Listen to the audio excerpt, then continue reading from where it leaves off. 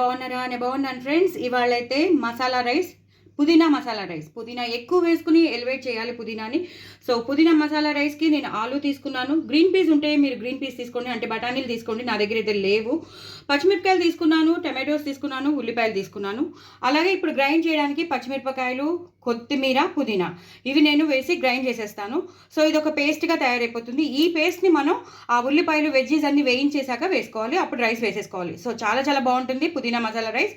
So పుదీనా rice అని కూడా అనొచ్చు. సో చాలా చాలా టేస్టీగా ఉంటుంది. నెక్స్ట్ ప్రొసీజర్లోకి వెళ్ళిపోదాం. సో నేను కుక్కర్ పెట్టేసుకున్నానండి. కుక్కర్లో నూనె, నెయ్యి తగినంత, కొంచెం ఎక్కువే పడుతుంది. మనం చేసేది రైస్ ఐటెం కాబట్టి, పుదీనా మసాలా రైస్ కాబట్టి. సో ఎక్కువ నూనె, ఎక్కువ నెయ్యి వేసేసుకున్నాను. అలాగే లవంగం, దాల్చిన చెక్క, జీలకర్ర లేదా సాజీరా ఉంటే సాజీరా ఏదైనా వేసుకోవచ్చు. ఇలాచీ వేశాను, అలాగే బే లీఫ్ వేశాను, అంటే బిర్యానీ ఆకు వేశాను. ఉల్లిపాయలు, పచ్చిమిరపకాయలు, అలాగే టమాటోలు, పసుపు ఇది బాగా వేగిపోయాయి. ఇప్పుడు నేను అల్లం వెల్లుల్లి పేస్ట్ వేస్తాను. మా ఇంట్లో చేసిన అల్లం వెల్లుల్లి పేస్ట్ ఎంత బాగుంటుందంటే కొంచెం వేస్తే చాలు బాగా ఫ్లేవర్ వచ్చేస్తుంది. సో దీన్ని ఇలాగా వేయించేసుకోవాలి. ఈ అల్లం వెల్లుల్లి పేస్ట్, ఈ ఉల్లిపాయలు, ఈ టమాటోలు, ఈ మసాలాలో బాగా వేగిపోవాలి. నేను హైలో పెట్టేసుకున్నాను. చూసుకుని పచ్చిమిరపకాయలు వేసుకోండి, ఎందుకంటే మనం అందులో కూడా వేసాం కాబట్టి, పేస్ట్లో పుదీనా పేస్ట్లో వేసాం కాబట్టి చూసుకుని మీ కారానికి తగినంత వేసేసుకోండి. నేను హైలో పెట్టేసుకున్నాను కాబట్టి తొందరగా అయిపోయింది, మంచి ఫ్లేవర్ వచ్చేస్తోంది. ఇప్పుడు నేను బంగాళదుంపలు వేసేసుకుంటాను. మీ ఇంట్లో గ్రీన్ పీస్ ఉంటే వేసుకోండి, మా ఇంట్లో లేవు. ఇంకా క్యారెట్స్ అలాంటివి వేయొద్దు, ఓన్లీ గ్రీన్ పీస్ అండ్ ఆలు, ఈ రెండింటికే ఎక్కువ ఇంపార్టెన్స్ ఇవ్వండి. సో ఇది కూడా బాగా వేగిపోతున్నాయి కదా, ఇప్పుడు ఒక్కసారి ఇలా వదిలేద్దాం. ఒక 2 నిమిషాల తర్వాత మిగతా స్పైసెస్ అన్నీ వేద్దాం. ఇప్పుడు మనం ఇందాక చేసి పెట్టుకున్న పుదీనా, పచ్చిమిర్చి, అలాగే కొత్తిమీర ఆ పేస్ట్ వేసేద్దాం. మనకి ఎంత కావాలో అంత వేసుకోవచ్చు. లేదు మేము ఎక్కువ తినలేమండి అన్నవాళ్ళు తగ్గించుకోండి, మేము పర్వాలేదు తినగలం అన్నవాళ్ళు బాగానే వేసుకోండి. సో నేను చేసిందంతా వేసేసాను మొత్తం. ఇప్పుడు నేను పూర్తిగా ఇలాగా కలిపేసుకుంటాను. చూసారు కదా, గ్రీనిష్గానే వస్తుంది రైస్ అనేది. ఇప్పుడు మనం ఏదైతే మసాలా నేను ఇందాక చెప్పానో, హోల్ గరం మసాలా, అందులో అన్నీ ఉంటాయి. మొత్తం స్టార్ మసాలా కానీ, జాజికాయ కానీ, కేసర్ కానీ, అన్ని మిరియాలు, జీలకర్ర, లవంగం, దాల్చిన చెక్క అన్నీ ఉంటాయన్నమాట. ఆ మసాలా ఎంత కావాలో అంతే వేస్తే మంచి ఫ్లేవర్ వచ్చేస్తుంది మనం చేసే మసాలా రైస్ ఐటమ్స్కి. అది బిర్యానీ కానీ, నాన్ వెజ్ చేసుకుంటే నాన్ వెజ్ బిర్యానీ కానీ, వెజ్ బిర్యానీ కానీ ఏది చేసినా మంచి ఫ్లేవర్ వచ్చేస్తుంది. నేను ఇది కూడా వేసేస్తున్నాను. అలాగే ఇప్పుడు నేను కొంచెం గరం మసాలా వేస్తాను. ఎంత అది వేసినా కొంచెం మనకి గరం మసాలా టచ్ ఉంటే అదో రకమైన ఫ్లేవర్ కదా. సో అది కూడా వేసేసాను. ఇప్పుడు ఇలా ఒక్కసారి కలిపేసుకుంటాను. కలిపేసుకుని నేను ఇప్పుడు కొంచెం పుదీనా, కొత్తిమీర వేసేస్తాను.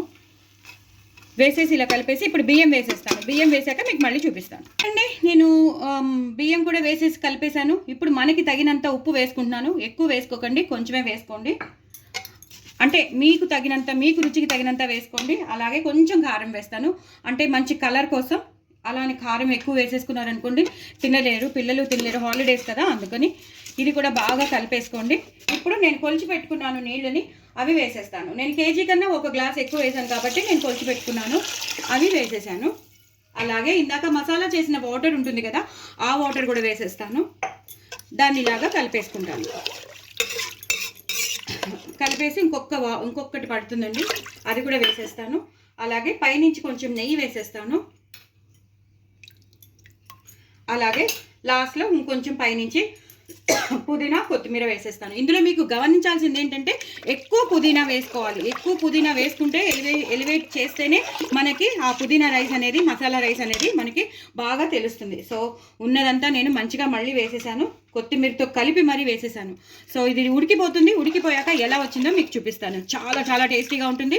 చక్కగా నేను చెప్పినట్టు నెయ్యి కూడా బాగా ఎక్కువ వేసుకోండి. ఇప్పుడు పిల్లలు హాలిడేస్ కాబట్టి ఇది ఇంట్రెస్టింగ్గా తింటారు. ఒక వెరైటీ రైస్ ఐటమ్ అనుకోండి. సో ఇది అయ్యాక మీకు మళ్ళీ చూపిస్తాను. చూసారు కదండి ఎంత బాగా ఉడికిపోయిందో, పొడిలాడుతూ ఉడికిపోయింది. చూసారా, నేను ఇంకా ఇప్పుడు ఓపెన్ చేశాక నెయ్యి వేశాను, అలాగే పుదీనా కూడా వేసేసాను. సో ఇలా కలిపేసుకోవాలి, మంచిగా కలిపేసుకుని కింద నుంచి పైకి చాలా గ్రీనిష్గా వస్తుంది. ఎందుకంటే ఇప్పుడు ఆవిరి వచ్చేస్తుంది, మీకు బ్లర్ అయిపోతుంది కాబట్టి నేను ఎక్కువగా కలపట్లేదు.